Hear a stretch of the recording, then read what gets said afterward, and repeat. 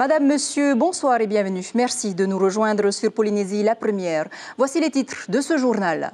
Autoriser la procréation médicalement assistée, la fameuse PMA pour les femmes homosexuelles ou femmes seules, suscite déjà la polémique dans les communautés religieuses de Polynésie. Elle coûte plus de 54 000 francs pacifiques. Les boombox font fureur chez les jeunes. D'où vient cette tendance? Une loi encadre-t-elle l'usage de ces enceintes dans les lieux publics? Vous allez le savoir dans quelques instants.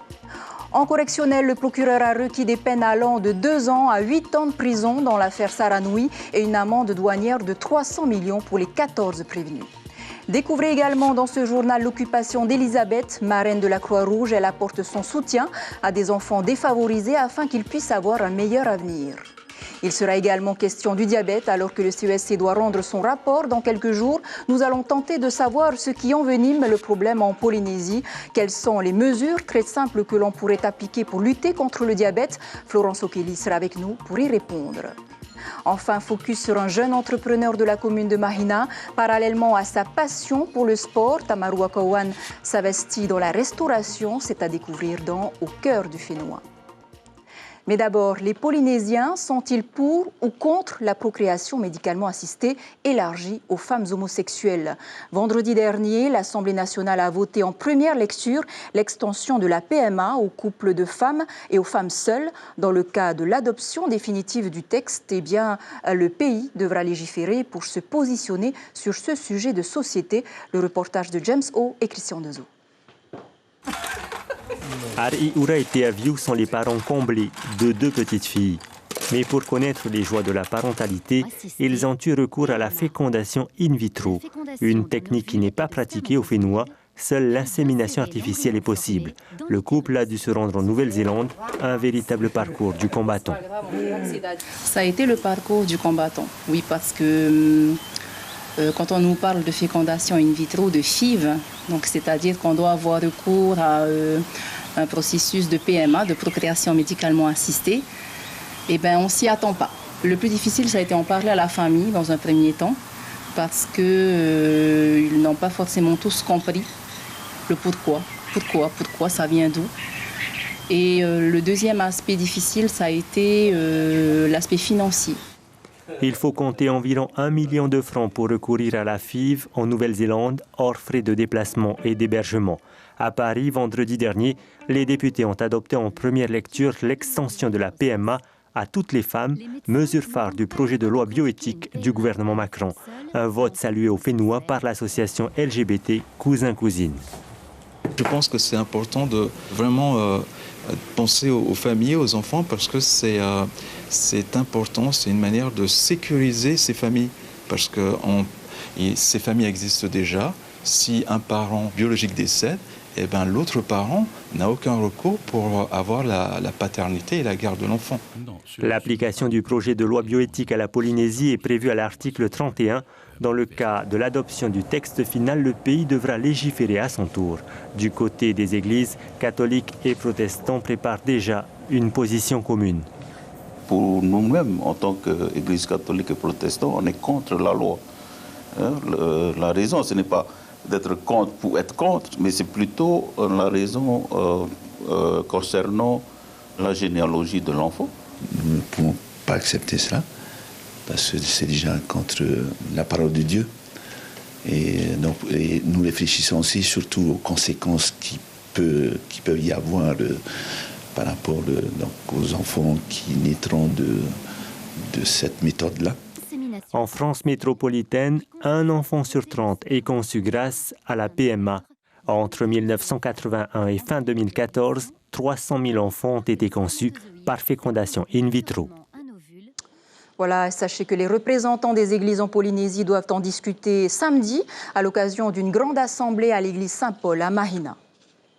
Justice maintenant, et cette phrase « je regrette, mais à cause des faits que j'ai commis », de ce qui a été relaté, excusez-moi, « je regrette, mais à cause des faits que j'ai commis », Non pas à cause des faits que j'ai commis, mais à cause de ce qui a été relaté dans les médias. Appelé à la barre aujourd'hui, l'ex-instituteur se défend et prétend avoir seulement servi d'intermédiaire dans le trafic d'ice, dite Saranoui. Le compte-rendu d'audience de Lucille Guichet-Tirao et Jérôme Ly. Ils étaient 7 à se succéder à la barre aujourd'hui pour le dernier jour des débats avant le réquisitoire. Des intermédiaires ou des revendeurs présumés, comme cet ancien enseignant de l'école Toata. Son arrestation sur son lieu de travail en août 2018 avait suscité l'émotion auprès des parents d'élèves. Aujourd'hui, il explique son rôle d'intermédiaire par un besoin urgent d'argent et une consommation occasionnelle. Je ne pense pas qu'un tribunal se penche de la même manière sur un enseignant qui est censé inculquer des valeurs que sur, j'ai envie de dire, n'importe quelle personne, puisque c'est quelqu'un qui est garant effectivement du respect de certaines valeurs. Alors après, il ne faut pas résumer la vie et la carrière de mon client à cette seule année et demie de prévention. C'est quelqu'un qui a commencé sa carrière d'enseignant à Bora Bora en 2005, qui a été exemplaire dans toute sa carrière. Des intermédiaires ou des revendeurs soupçonnés d'écouler l'ice de Francis Tarano. Tous ou presque étaient eux-mêmes consommateurs. Certains ont même déjà été condamnés pour des faits similaires. Certes, autour de lui, on arrête les personnes, mais tant que quelque part on n'a pas été incarcéré, qu'on n'est pas poursuivi, il ne prenait pas totalement conscience que ça pouvait lui arriver en fait. Le procureur a requis des peines allant de 8 ans à 1 an de prison et une amende solidaire de 300 millions de francs. Le délibéré sera rendu demain. Donc les plaidoiries sont attendues. Autre phénomène tendance, vous les avez sans doute croisés, ces adolescents et leurs enceintes dans la rue. Un phénomène apparu depuis la commercialisation des enceintes portables sans fil, Bose ou JBL, des appareils qui agacent certains quand ils amusent les plus jeunes. Or, une loi existe-t-elle pour encadrer l'utilisation de ces enceintes dans les lieux publics? C'est ce qu'ont tenté de savoir Eyata Tarhao et Patita Savia. Il y en a partout et de toutes les couleurs. Pour moi, c'est de la mode qu'on voit tous les jours et tout. Du coup, on a envie aussi de faire. Pourquoi vous faites ça en ville en fait Pour fighter? Oui, pour fighter quoi, un peu. Pour fighter un peu notre modèle. Une tendance arrivée en Polynésie il y a 2 ans. Après les bouses, voici les boombox JBL. Ils font le bonheur des adolescents et le malheur des commerçants. De moins en moins, personnellement, je ne trouve pas, mais je trouve qu'il y a quand même de plus en plus de surveillance dans le centre-ville. Dans ce magasin, les ventes explosent. Comptez 54 990 francs l'enceinte. 200 pièces sont commandées presque tous les 2 mois. C'est un produit qui marche très bien chez nous. Il y en a beaucoup de clientèle qui le cherchent. On est souvent en rupture de stock. Malgré le prix Malgré le prix, oui. Comme quoi, en fait, on a une clientèle qui est très jeune. C'est plutôt les jeunes qui achètent ce genre de produits. La majorité l'obtient en guise de récompense. Pour tes parents, c'était pas trop cher? Si, je ne voulais pas acheter, mais j'ai quand même voulu. Et comme j'ai bien travaillé mon trimestre avant, j'ai eu mon boombox. Mais depuis quelque temps, les jeunes gens sont un peu plus respectueux et pour cause. Parce qu'on peut avoir une amende avec si on met trop fort. C'est cher aussi. Ah, parce que le boombox, c'est pas cher? Si, quand même. Car depuis le Code de l'environnement, les policiers n'hésitent plus à verbaliser. Depuis le début de l'année, on recense 2 contraventions dressées par mercredi pour nuisances sonores. Suivant l'appréciation de chaque agent, on constate l'infraction. Il nous arrive de temps en temps d'informer le contrevenant de l'infraction qui est punie d'une amende de 3e classe, 8100. Il faut dire qu'il est aujourd'hui difficile d'interdire un produit pour lequel les portes de la Polynésie ont été grandes ouvertes. À Papeete, le boombox est normalement toléré place Veille-été. Mais la présence des policiers cet après-midi freine les adolescents à s'adonner au battle. D'autres l'ont bien compris et préfèrent se consacrer à une autre passion, nettement plus agréable pour les oreilles. Également dans l'actualité, la colère des agents de police nationale qui, à l'appel de l'intersyndicale de métropole, se sont mobilisés ce matin devant leur poste situé avenue Brua. D'abord pour contester la réforme de l'allongement de départ à la retraite, mais aussi pour leurs conditions de travail. Une manière entre autres de rendre hommage à leurs collègues en France qui ont mis fin à leur jour. 52 suicides depuis le début de l'année. Une marche de la colère pour interpeller le gouvernement central, comme nous l'explique Wallace Teina qui a participé à la marche, et Cyril Rayoha au micro de Ayata Tarhau et Patita Savia. 51 policiers ont mis fin à leur jour, donc c'est un message aussi fort qu'on entend aussi d'adresser au gouvernement, il faut que ça suffise. La priorité aujourd'hui, c'est les risques psychosociaux. Donc nous voulons alerter le gouvernement central de prendre en considération tous les problèmes des policiers. Donc c'est les moyens matériels, les moyens humains et surtout les conditions de travail. Même si on est à 20 000 km de Paris, on se doit d'être solidaire de nos collègues en métropole. Voilà, et en France, justement, cette mobilisation a rassemblé 27 000 manifestants. Et la réforme des retraites tant contestée par les syndicats n'empêche pas les jeunes de postuler à la gendarmerie nationale. Sur plus de 20 000 candidats à avoir déposé leur candidature, 430 ont été retenus pour les épreuves écrites aujourd'hui à Titioro. Certains se préparent à cette échéance depuis plusieurs mois maintenant. 3 500 postes sont à pourvoir dans le corps des sous-officiers de la gendarmerie.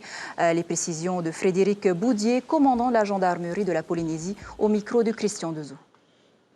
Ce concours d'entrée pour la gendarmerie, à mon sens, présente une vraie opportunité pour les jeunes Tahitiens de vivre quelque chose de différent, de s'engager dans une carrière au sein de la gendarmerie nationale, de devenir militaire de la gendarmerie et bien entendu de s'ouvrir des perspectives à la fois de carrière, d'ascension sociale aussi, et puis de découverte de la France et voire de l'étranger, puisque bien entendu en tant que militaire de la gendarmerie, il pourrait être appelé par la suite à servir dans des pays étrangers.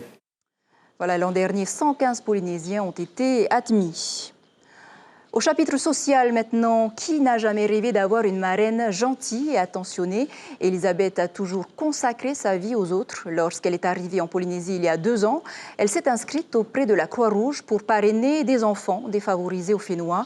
Depuis janvier, elle s'occupe d'une petite fille durant son temps libre, un soutien précieux pour les familles en difficulté. Le reportage de Rohan Pautoru et Sandrouli. Hey, coucou! T'as vu ça comme il fait pas beau? Comme tous les mercredis, jeudis et vendredis, c'est le même rituel pour Elisabeth d'accueillir Kelehaulani à la sortie de son école. Marraine bénévole de la Croix-Rouge pour les enfants du Fénois, Elisabeth assure un soutien éducatif à Kelehaulani. Une initiative qui soulage beaucoup sa maman, veuve depuis 5 ans et mère de 5 enfants. Ça m'aide beaucoup dans le quotidien, surtout que moi je n'ai pas été loin à l'école. Parce que mes parents n'étaient pas riches, ne pouvaient pas se permettre à payer pour 7 enfants. J'aime bien ce fan-là. Au moins ça aide aussi mes enfants à aller de l'avant. Au niveau de l'école, ça va mieux.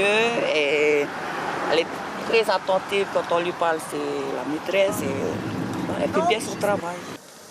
Et depuis leur rencontre en janvier dernier, Elisabeth et Kelehaulani partagent tout. Le premier contact a été rapide, un souvenir inoubliable. Premier contact, ça s'est passé aux affaires sociales. Et je n'oublierai jamais ça parce qu'elle savait qu'elle allait avoir une marraine. Et donc elle avait voulu mettre une très jolie robe, se faire une jolie coiffure avec des petites tresses. Et dès qu'on s'est vu, on ne sait plus. Et la cohabitation maintenant, depuis janvier, comment ça se passe? On regarde ce qu'on a comme travail à faire pour la semaine. On le fait ensemble, on fait des jeux, on fait des petits ateliers. Quelquefois, je la trouve avec une feuille de papier, un crayon, en train de faire des petits carrés où elle met toutes ses opérations avec ses retenues et où elle fait son calcul. Elle vient me demander si c'est juste. Si c'est juste, c'est le grand bonheur. Quand ils ont la chance effectivement d'avoir une marraine qui leur apporte un soutien éducatif, c'est effectivement une très grande chance pour eux pour des tas de choses, pour la confiance en eux, pour le soutien scolaire quand elles font du soutien scolaire, pour l'ouverture. Et c'est très souple pour les marraines, donc parce que c'est elles qui vont choisir les jours, les horaires, la durée qui leur convient. C'est sûr, avec une telle marraine, Kelehaulani ne peut que s'épanouir, la preuve. Des fois, j'aime bien faire des calculs avec des devoirs et lire tout seul. Et lire toute seule? Et la piscine? Oui. T'aimes bien aller à la piscine toute seule? Oui. À l'heure actuelle, la Croix-Rouge dispose de 12 marraines pour 14 enfants défavorisés. Le souhait, c'est d'en avoir encore plus pour aider un maximum d'enfants dans leur scolarité et leur futur. Voilà une belle initiative qui pourrait peut-être inspirer d'autres futures marraines. Abordons maintenant la question du diabète, véritable problème de santé publique en Polynésie. Et il reste plus que quelques jours avant de connaître les conclusions du CESC qui s'était autosaisi du problème en avril dernier. Le diabète en Polynésie touche un adulte sur 5. Florence Okeli, on peut dire que ces problèmes ne sont pas vraiment pris à bras-le-corps par le pays.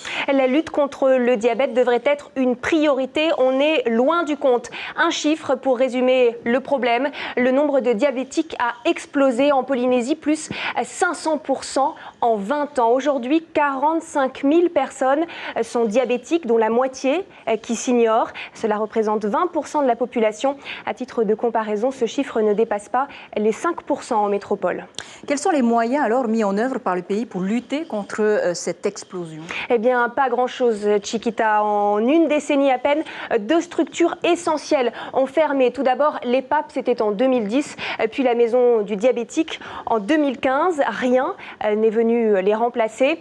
Quant à l'association des diabétiques et obèses de Polynésie, elle se bat sur le terrain avec des moyens en baisse constante. La subvention est passée de, vous allez le voir, de 3 millions de francs pacifiques en 2016 à 2 millions en 2017, puis 1,5 million de francs en 2018, une somme que l'association attend toujours.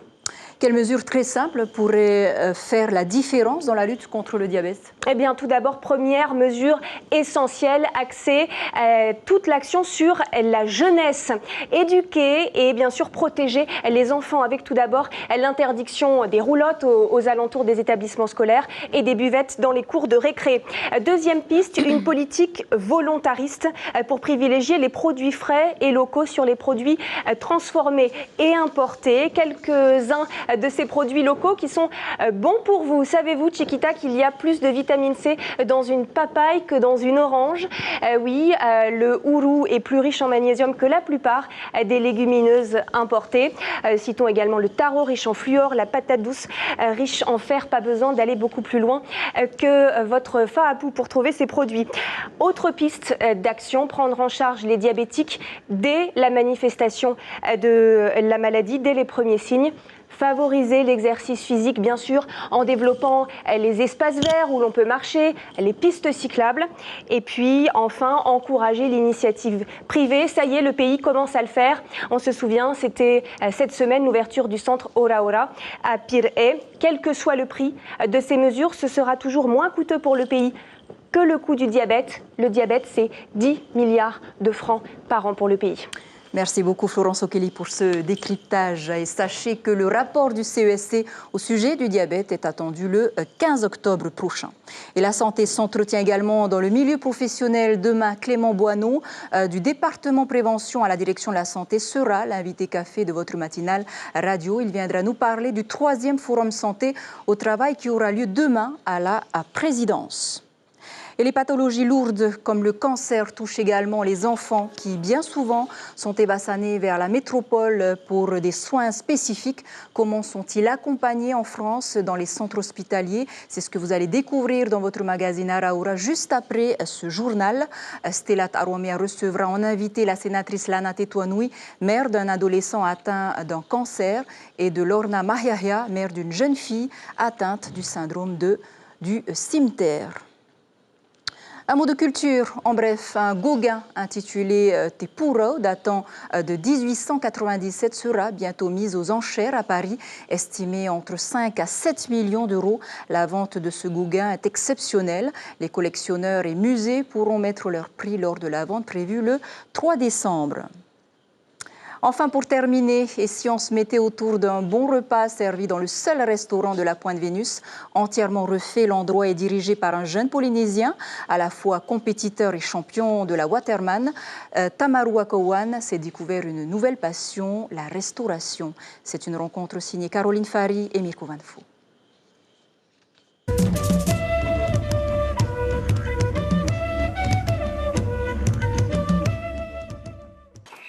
Entre Tamarua et la mer, le lien est fort. Ce jeune entrepreneur cumule les passions. Une quête de liberté débutée par le surf pour finir par le foil. Un même amour de la glisse, mais deux sensations distinctes pour le champion du Waterman 2017. C'est cette sensation d'être au-dessus de l'eau et puis d'avoir besoin de moins de vagues, je dirais. Ça procure un sentiment de liberté ultime, je dirais. Aujourd'hui, j'ai un peu du mal à m'en passer et en tous les cas, c'est ce qui me permet de tenir ce rythme de travail, je dirais, intense qu'impose la restauration. À 31 ans, Tamarua dirige les 8 employés de son snack de main de maître, un patron très apprécié qui n'hésite pas à mettre la main à la pâte. Donc on a de la chance, on va manger du magret à 11h. Tamarua, il est carrément top comme patron. Il est avec nous et s'intègre parmi nous, les employés. Rare de voir des patrons comme ça. Toi, tu es contente de travailler pas loin de chez toi finalement? Ouais, vu que j'avais juste la salle sport, du coup, ça, je vais en vélo ou à pied. Je l'ai abordé, je lui ai demandé que je cherchais du travail, avoir un contrat. Et puis, juste un peu avant l'ouverture, il m'a appelé pour venir faire mon entretien. Et je suis venue, et depuis l'ouverture, je suis là aussi. C'est bien. Marina aussi, super, carrément top. Tamarua ne compte pas ses heures pour faire fonctionner sa petite entreprise de la Pointe Vénus. Pas étonnant que touristes et résidents de Mahina affectionnent particulièrement cette escale gourmande. Dès qu'on a eu l'opportunité de racheter cet endroit, ça a été un peu sans hésitation. Et oui, quelque part, je pense que c'est quelque chose qui me passionne. Ce qui me passionne, je pense, c'est la satisfaction du client et c'est une bonne récompense, je dirais. Un concept de beach food idéal après le bain de mer. Voilà, je vous rappelle l'information principale. Les Polynésiens sont-ils pour ou contre la procréation médicalement assistée élargie aux femmes homosexuelles? Vendredi dernier, l'Assemblée nationale a voté en première lecture l'extension de la PMA aux couples de femmes et aux femmes seules. Dans le cas de l'adoption définitive du texte, le pays devra légiférer pour se positionner sur ce sujet de société. À la une de vos quotidiens, la dépêche titre « Trafic d'ice, jusqu'à 8 ans de prison requis ». Tahiti Info sur les traces de Tupaya. Voilà pour l'essentiel de l'actualité. Merci aux téléspectateurs et internautes de nous rester fidèles. 5h30, l'Info Radio, c'est avec Carlos Natoua et Ibrahim Abenazi. À suivre Araoura, suivi de 2 épisodes de votre série L'arme fatale. Je vous propose une immersion avec ces images de la capsule Under de Paul à Moorea, destinée aux recherches scientifiques sous-marines. Très belle nuit sur la première. À demain.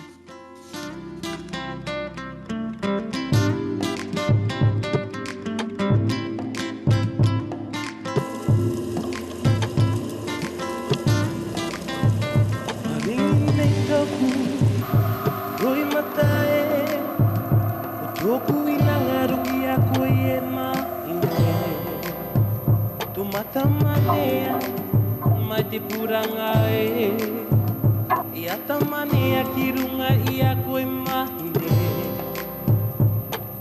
manako manako manako ia koe mau piri ia koe manako manako manako ia koe. Retrouvez ce programme en replay sur notre site internet.